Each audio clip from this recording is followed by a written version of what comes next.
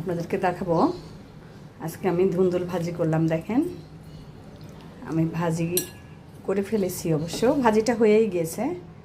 তো ভাজিটা আমি এইভাবে একটা প্লেটের মধ্যে উঠাই নিচ্ছি পরিবেশনের জন্য। তো আপনারা দেখেন, আপনারা কি এভাবে ধুন্দুল ভাজি করে খান?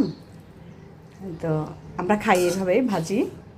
তো কেমন হয়েছে ভাজিটা আপনাদেরকে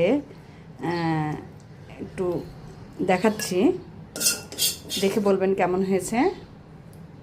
এটা হচ্ছে আমাদের রাজশাহীর মানুষ বলে ধুন্দুলের ভাজি। তো বন্ধুরা দেখেন তো কেমন হয়েছে, যদি ভালো লাগে তাহলে জানাবেন ভাজিটা কেমন হয়েছে।